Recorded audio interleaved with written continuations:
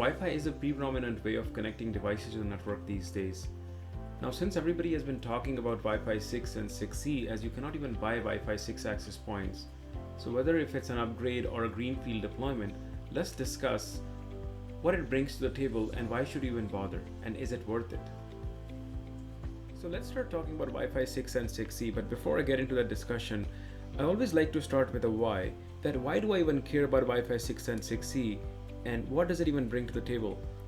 So before we could answer that question, I think a more important question that has not been answered so far is, how does Wi-Fi communication even work? So I understand if there is anything that I need to improve, then what does Wi-Fi 6 and 6E bring to the table? So the first thing I want to point out is Wi-Fi communication doesn't matter the past, the future. It is a kind of a half duplex communication, which means one person will talk at a time. The way I like to compare this is, even as humans, either I'm listening or I'm talking. I cannot be doing both things at the same time. So this is something very important to understand. The second thing I want to say is, okay, so if we said that if there is going to be one person who's going to be talking, then who is that person? That person is me, you, or someone else. How do we figure that out? So the way we figure that out is by roll of a dice, which means we throw a dice and we start counting reverse. Whoever gets the number 0 is able to transmit. Now again, I'm oversimplifying this. The easiest way to imagine this is it's a roll of dice, back of timer, that's what we do. The next thing I want to bring up is, this is, by the way, a couple of days back I was going for a walk with my dog. Now he likes to chase squirrels like most dogs, but at this point he saw a skunk and he wanted to go at it. So I told him no. He still at it, and obviously that means he didn't get the message, and I have to keep pulling him back until he got the message and we walked away. And thankfully we both were saved by getting sprayed by the skunk. The lesson there is, every time the dog doesn't listen, I have to tell him again. And the way Wi-Fi works is something similar. Is they have something called as retries, which really mean is every time if I send a message to somebody and if I don't get that acknowledgement that I have send my message successfully, I have to keep retrying. This is a problem in Wi-Fi, is because what happens is every time that back of timer that we spoke about becomes bigger, which means, let's say if I had a single dice to begin with, which has options from getting anything from 1 to 6. Now if I get a retry, next time I'll be handed out 2 dices, which means now I can get anything between 1 and 12. Next time I get a retry, now my number goes up to 1 to 18 because I get handed 3 dices. So if you see that how every time a retry happens, my wait times can really go higher. Now this really means is the application that I'm going to be using on that Wi-Fi client will suffer. So there are a lot of inefficiencies built into the Wi-Fi system, the way it works. Now I want you to start looking at, okay, now Wi-Fi 6 came on, what does that bring to the table, and is it even worth it? So the first thing it brings to the table is something called as OFDMA. Now OFDMA is not a new technology. This has been used in cellular for the longest time. Wi-Fi, it came for the first time when we introduced Wi-Fi 6. Now easy way to imagine that is, obviously if I order something from Amazon, my neighbors on both sides do the same thing. Instead of Amazon sending 3 different delivery trucks, they'll send 1 truck. Or another way of imagining is, if I had a big road and I just had a bike going on that road, the rest area of the road is kind of being wasted. If I take that road and I start dividing that into 3 or 4 different lanes, now I can have 3 or 4 bikes going in that lane. So I've utilized that lane with 4 bikers instead of going or having 1 in this case, right? So I'm again driving efficiency from the system. Another development that it came up with, something called as BSS coloring. Now, since it's a contention-based system, what I mean by that is, now I have Wi-Fi at my home, my neighbor has Wi-Fi at his home. He could be on a different provider than mine, but if we're both communicating on the same channel, sometimes because we're kind of close by, only one speaks at a time, because we have that concept of half duplex system that we spoke in the beginning, right? Now with BSS coloring, it's able to add an element into the frame which will say, okay, this is for network A and this is for network B, and while network A is talking, network B can also talk even if they're on the same channel, as long as you have some separation. So again, it's driving that efficiency. That's what BSS coloring does for you. Last but not the least, we have something called as target wake up time. Now what does that mean? See, Wi-Fi clients have to doze. What do I mean by that? And if I'm not communicating, in order to save my battery on my phone, I have to keep shutting it off and then turning it back on kind of thing, right? Now it happens so quickly that we obviously don't realize it. But if it was on all the time, your phone battery would probably drain in like a couple of hours, which obviously is not the case. In this case, what's happening really is pre-Wi-Fi 6, I would say, what used to happen is we had a little alarm system. So like, for example, in my house, if I get up at 5:30 and my wife gets up at 6:30, my son gets up at 7:30, every time an alarm would go on. So if it's 5:30, everybody gets up, and the other two people are like, okay, it's his time to get up, so we'll go back to sleep. And then the 6:30 and another alarm goes. So it's kind of inefficient, but obviously that's not how we do now. If I have to get up at 5:30, I'll put an alarm for 5:30, she will put for 6:30, my son will put it for 7:30, and so on.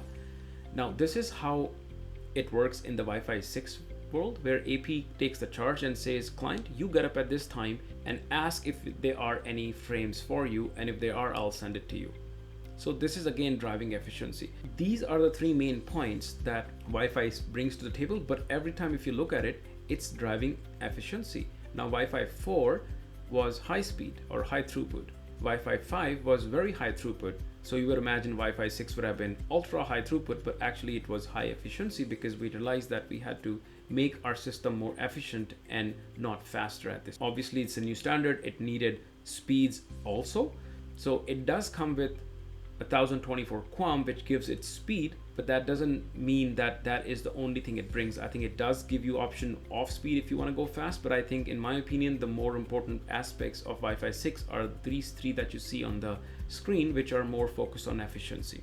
Okay, so what's the E in the Wi-Fi 6? See, Wi-Fi 6E is really stands for extended, which really means is we're extending that Wi-Fi 6 now into a different band altogether, which is 6 gigahertz in this case. Now this has been topic of interest for a lot of people. Everybody has been talking about this. Why is it so important? Is because this is 1200 megahertz of frequency that has been given to Wi-Fi now.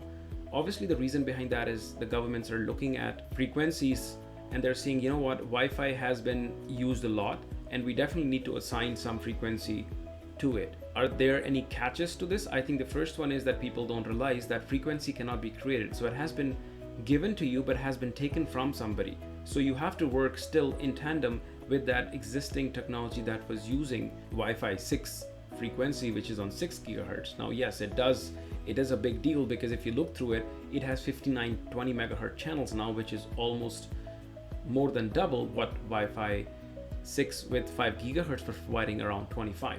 The way it's able to understand and work with the existing technology is something called as automated frequency coordination, and we have been given devices that will be things like standard power, low power, and very low power. Now I won't go over exactly what's written on the slide, but the quick one that I would like to say is, if you have standard power, that really means is I will have to go to the AFC and see if I can use my AP on that specific channel, and that has to be done every 24/7. If you don't, then you won't be able to stay on that channel and start broadcasting. So yes, I do have that 1200 megahertz and 59 channels, but are they available to me all the time?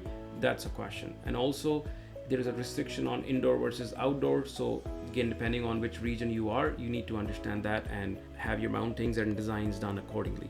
Other big aspect of 6 gigahertz security, which is a good thing, is if you're going 6 gigahertz, which means you have to adopt WPA3. There is no option of WPA2 in here. So the best option to look at this is don't do both the things together. First, make sure, am I on WPA3? If the answer is yes, then maybe look at upgrading 6 gigahertz. That's probably the best advice. Now the next two slides, I'm gonna just leave them there as with what exactly Wi-Fi 6 brings. These are just again quick mind maps of what they are. Please feel free to snip it to get some notes for you. So there is for 6, and also I put something together for 6C as well. That was it. Again, this was very quick, high level notes on how I can get the benefits from Wi-Fi 6 and 6C. Next one is, how do I succeed with Wi-Fi 6 or 6E even, for example?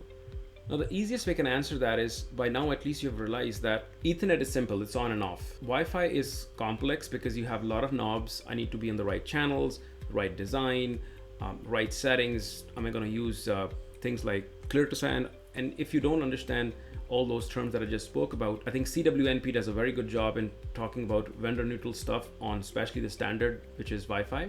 And it's, I think, amazing. That's the journey that I took, and I would definitely recommend. or you can join the community, which the leader of the community would be Keith Parsons. He runs another great YouTube channel, which is WLAN Professionals. If you've not looked into it, definitely I would recommend looking into that one. So how do I succeed? The easy way to answer that would be is if I look at this here, that's my dog, by the way. He loves boiled eggs, but if I give him the whole egg, he will never take it. So the best way for him to enjoy that is to break it, and then every time he loves it. So what am I trying to say here? See, what I'm trying to say here is in order to succeed with Wi-Fi 6 or 6E, there is no set rules. It's depending on your environment, depending on your requirements, it's customized. So customize your Wi-Fi 6 or 6E. That's the best way to succeed. Hope I've given you enough. All the best. Take care.